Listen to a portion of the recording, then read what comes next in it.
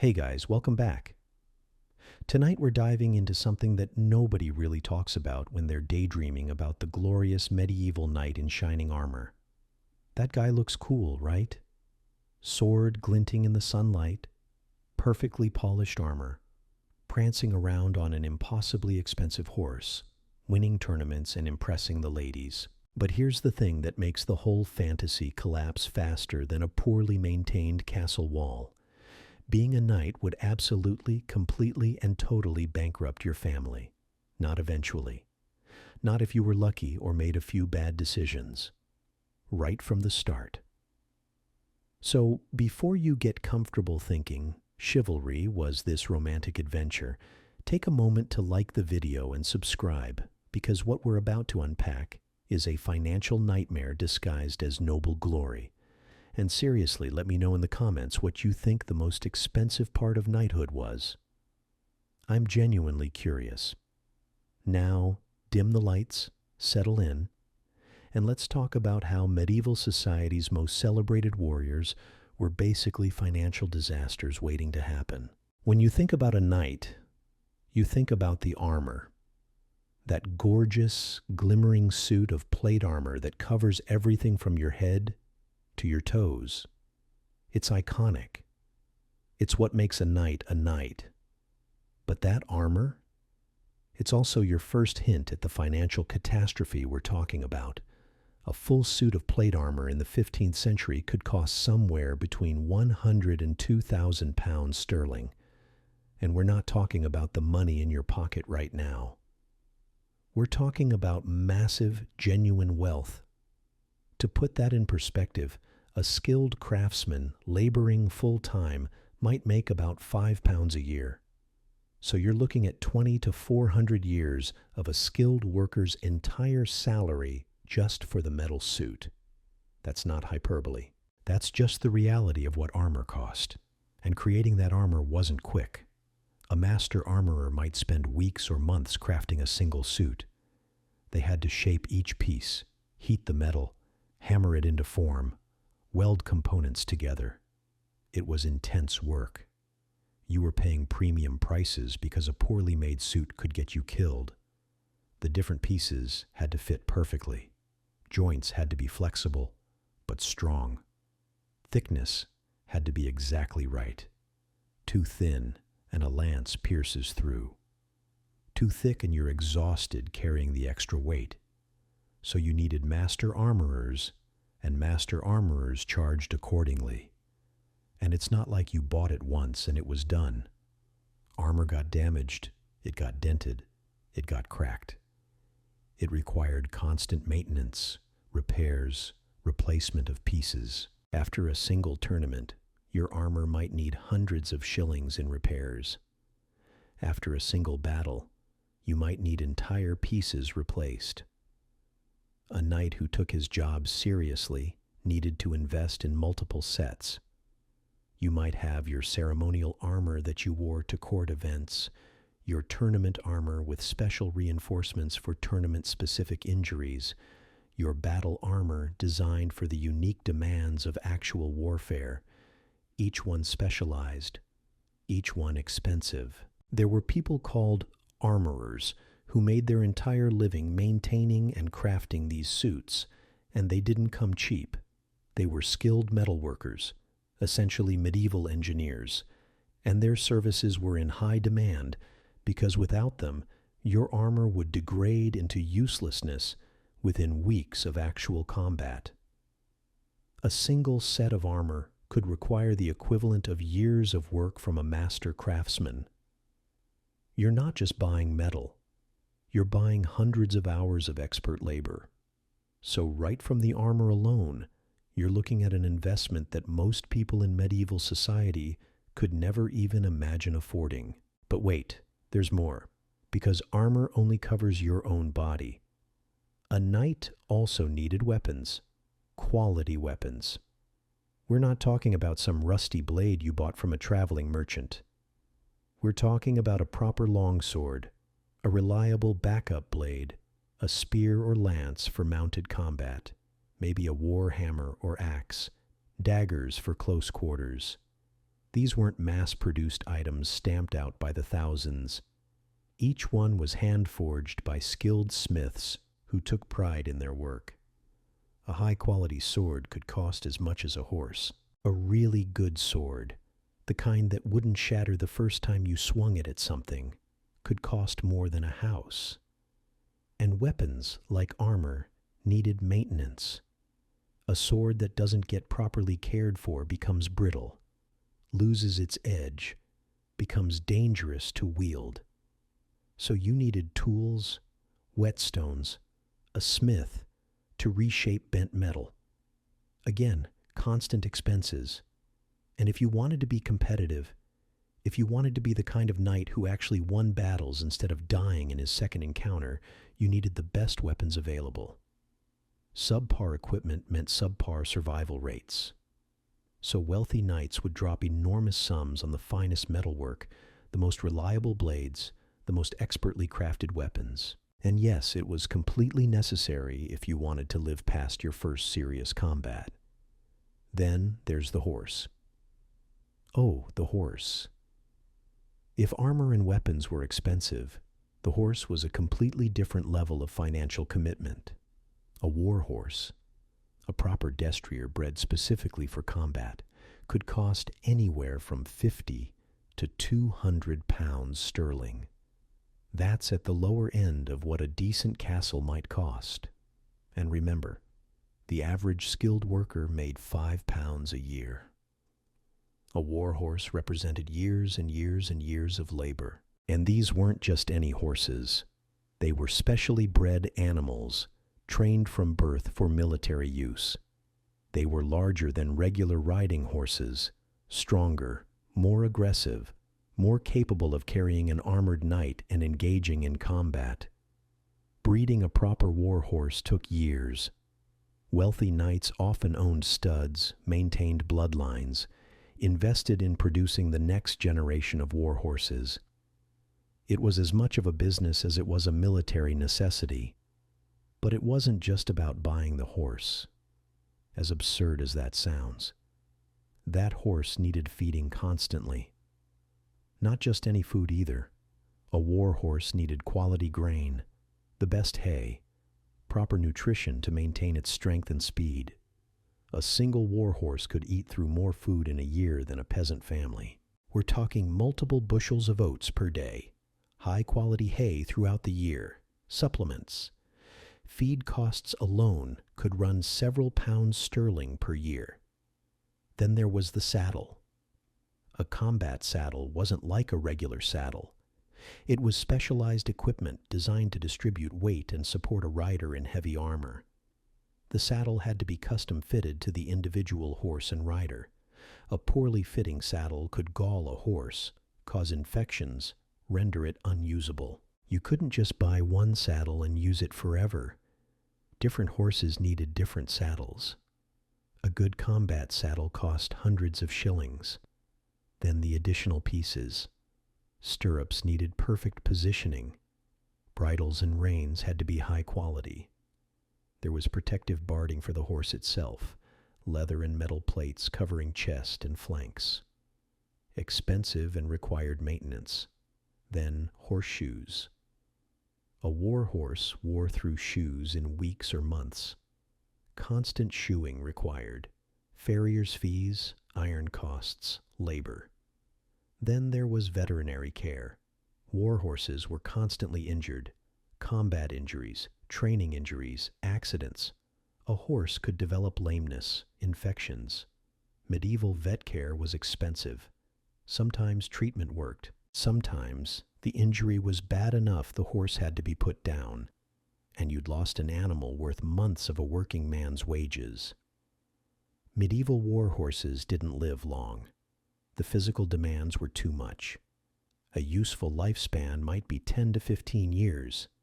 Then you bought another one, at war horse prices. The horse wasn't just a possession. It was a living, breathing financial commitment that demanded constant feeding, constant care, constant money. Many knights, throughout their lives, spent more on horses than they spent on nearly anything else except for land. So let's add this up. You've got a suit of armor, probably multiple suits when you factor in replacements and specialized gear. You've got an arsenal of weapons that all need maintenance.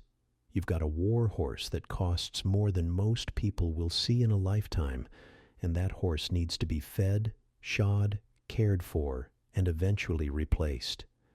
And this is all just your basic equipment. This is the bare minimum to function as a knight. You haven't even started training yet. You haven't entered a single tournament. You haven't fought in a single real battle. You're just existing as a person who owns knight stuff. And the cost to acquire all of this is already staggering. But medieval knights weren't born in full armor on top of a war horse. They had to get there somehow. They had to learn. And the path to knighthood was itself a financial nightmare that most families could never survive. The path to knighthood began in childhood, around age 7 or 8. Your parents, if wealthy, sent you to live in the household of a noble or knight. No formal school. It was apprenticeship and practical training. Your family had to pay for this every single day. Board, food, training. The noble taking you on wasn't doing it out of charity. He extracted payment for training, room, and board. Several pounds sterling per year, a massive burden for families. They had to provide a basic training horse, weapons, clothing suitable to a noble household, all significant expenses. The training period lasted years, typically 7 or 8. Your family was making a risky investment with no guaranteed return. If their son became a knight, he might eventually generate wealth justifying it. But no certainty. Families that couldn't afford this found other paths. Their sons became merchants or priests or stayed on family lands. But ambitious families paid, and they paid for years with nothing coming back until their son was knighted and started earning through military service, tournaments, or land. Then, as a squire, typically in your teenage years, you were supposed to serve a knight. This meant fighting alongside him, learning combat in actual battle, being his general assistant in all military matters. You were learning by doing, and the doing included actual warfare.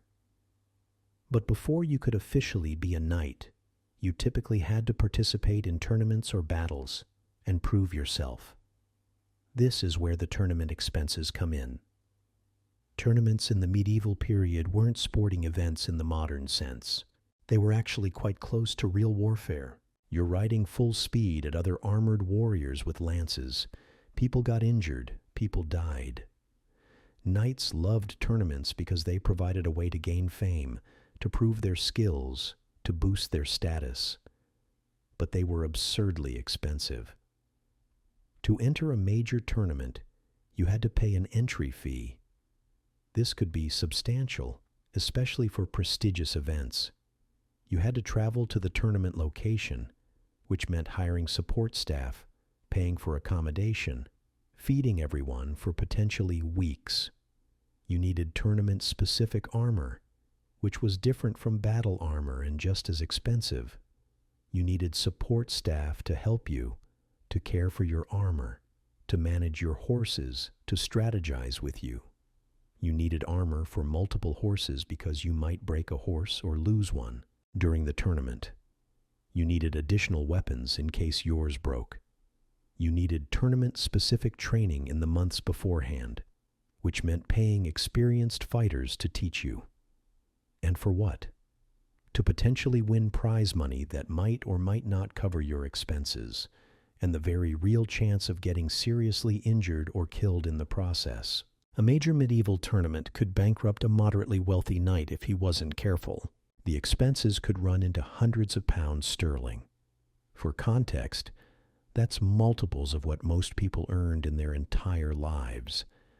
And tournaments were often where knights proved themselves, where they gained the fame and status that could lead to better marriages, better alliances, better positions. So participating in tournaments wasn't optional if you wanted to advance. You had to do it. You had to throw absurd amounts of money at it, hoping you wouldn't die. And hopefully, you'd gain enough reputation to justify the expense. For less wealthy knights, tournaments were honestly just not realistic. They couldn't afford to participate, which meant they couldn't gain the fame and status needed to climb higher in medieval society. They were stuck at whatever level they'd managed to achieve. The tournament-going knights were generally already wealthy, already connected, already positioned to afford the astronomical costs. It was a system that reinforced wealth inequality by literally pricing out anyone who wasn't already rich. But armor and weapons and horses and training in tournaments were just the beginning of the financial nightmare. Once you actually became a knight, your financial responsibilities exploded in entirely different ways.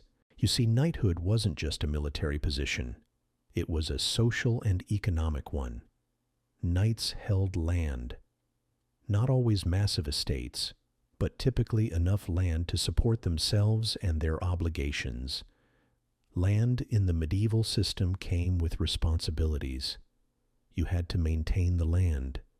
You had to make sure it was productive. You had to defend it. You had to manage the people living on it. You had to pay taxes to your liege lord. And here's where it gets complicated because of the feudal system.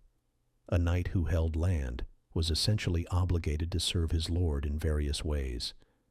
If the lord called for military service, the knight had to go. He had to bring his own equipment, his own horse, potentially his own soldiers or knights. The lord didn't pay for this. The knight paid for it out of his own resources.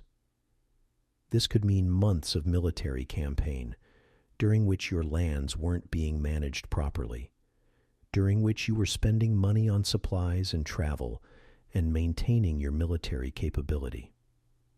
Even if your lands were productive, even if you were making money from them, that money often went to these obligations rather than into your pocket. Then there was ransom. This is the part that could absolutely destroy a family's finances in a single day.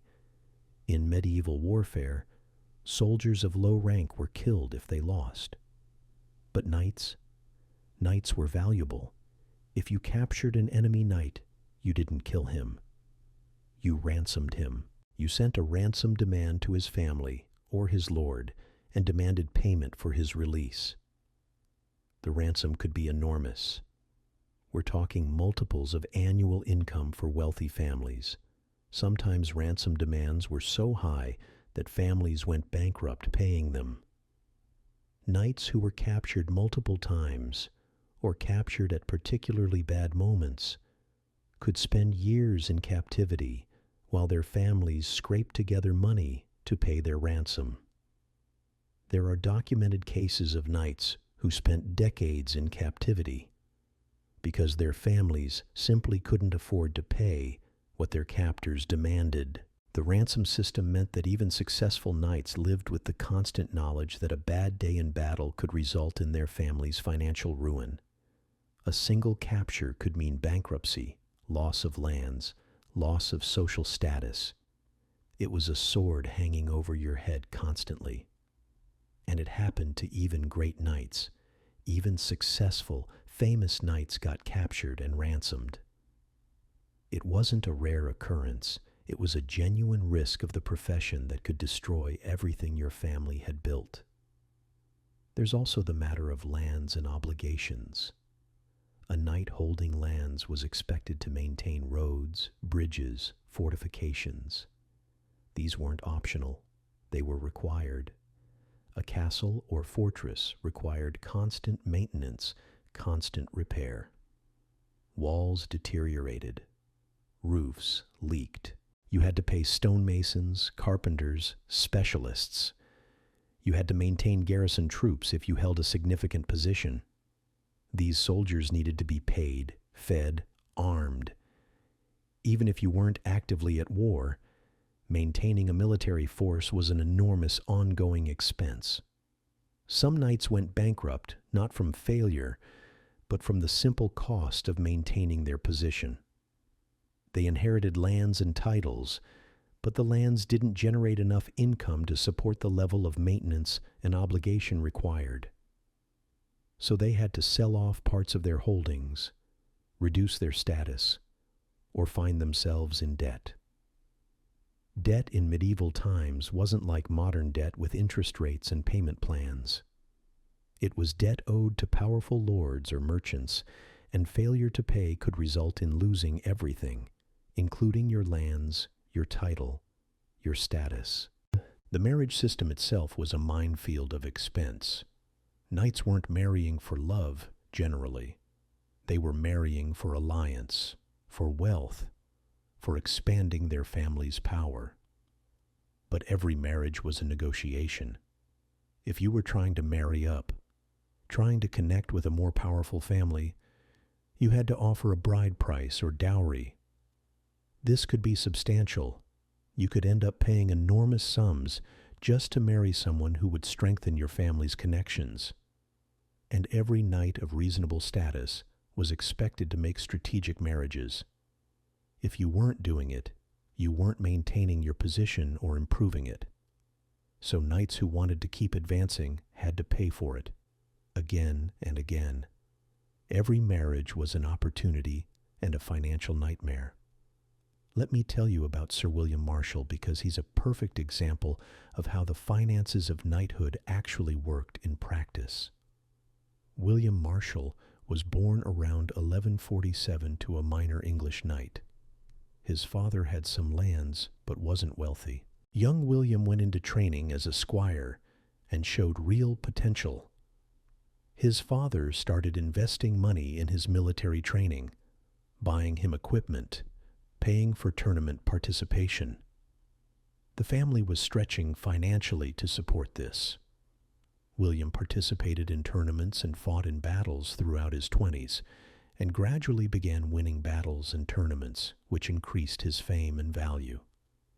He was hired by various nobles as a military commander because of his skill and reputation. But here's the thing. Each step of advancement required investment. Each tournament cost money. Each battle required equipment. Equipment broke and had to be replaced. The family was constantly paying. Eventually, through a combination of luck, skill, and strategic marriage to a very wealthy widow who happened to like him, William Marshall became actually rich. He married Isabel de Clare, a widow with substantial lands and wealth. This marriage transformed his financial situation completely. Suddenly, he had the resources to invest even more heavily in his military career. He could afford the best armor, the best horses, the best training. He could take greater risks in tournaments and battles because he had the financial resources to support them. He became one of the most famous knights in England and Europe, and he used his wealth and fame to accumulate even more wealth and power. But William Marshall's success was relatively unusual. Most knights didn't marry wealthy widows. Most knights had to scramble financially throughout their careers. They had to make difficult choices about which tournaments to enter, which battles to fight, when to risk equipment and horses.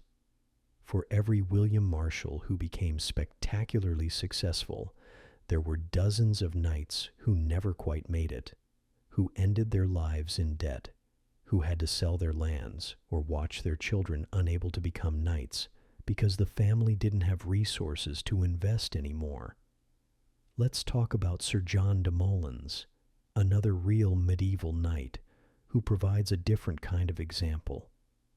John de Molins wasn't a failure. He held decent lands. He had a decent position, but he was constantly fighting to maintain it. He had to pay for military service, maintain his holdings, participate in tournaments to maintain his reputation. Throughout his life, he was in and out of debt. He borrowed from merchants, from other nobles, from anyone who would lend. He paid interest that ate into his revenues. He had to keep fighting, keep performing, keep proving his worth. Because the moment he stopped, the moment he couldn't afford to maintain his military capability and his reputation, he would lose everything. He spent decades essentially in financial stress. He was doing okay, he was surviving, but he was never comfortable. He was never ahead. He was always scrambling. That was the reality for many knights. It wasn't destitution, but it was constant financial pressure. And there are knights who actually did go bankrupt. Sir Geoffrey Luttrell in the 14th century is one example. He inherited good lands, had a decent position, but made a series of investments that didn't pay off. He invested in military campaigns that failed. He spent money on tournaments and military training that didn't translate to increased wealth or status. He borrowed heavily trying to maintain his position. Eventually, he just ran out of money. He had to sell off pieces of his holdings to pay his debts. His son inherited lands that had been significantly reduced in size and value. The family never quite recovered to their former status. The economic system of knighthood was just brutal. You needed wealth to become a knight. Once you became a knight, you needed to constantly invest in maintaining and improving your status through military achievement, which required enormous ongoing expenses. The financial rewards of success weren't guaranteed. You could do everything right and still end up in debt. You could be a brilliant warrior and still go bankrupt because warfare itself was expensive. Equipment was expensive. Maintaining horses was expensive. One bad tournament season could set you back years. One capture and ransom could destroy everything. One failed military campaign could leave you in debt you'd never recover from. Lands that didn't produce enough income to support their obligations were actively problematic. You couldn't just sit around on your lands and be comfortable. You had to keep participating, keep investing, keep gambling essentially on your success in military ventures. The truth is that when we imagine medieval knights, we imagine the successful ones, the ones whose names survived in history, the ones who became famous and wealthy. We imagine men like William Marshall who made it big. But for every William Marshall, there were hundreds of knights who were constantly struggling financially, constantly stretching to maintain their equipment and position, constantly making difficult choices about which expensive ventures to pursue and which to skip. Many of them lived their entire lives in quiet financial stress, worried about maintaining their status, worried about the next big expense, worried about what a bad harvest or a losing tournament could mean for their family's stability. And here's what really gets me about this whole system. It was designed this way. Not consciously, maybe, but fundamentally, the medieval knight system created barriers to entry and ongoing expenses that ensured only the wealthy could participate. A poor man, no matter how skilled at combat, couldn't become a knight. He didn't have the resources to train, to buy equipment, to buy a horse, to participate in tournaments, to accumulate the reputation needed. The knight system was a way for wealthy families to maintain and reinforce their wealth and power. You had to be rich to become a knight. Once you were a knight, you had to stay rich to maintain the position. If you weren't naturally rich, you had to marry rich or win enough tournaments and military glory to earn enough to stay in the game.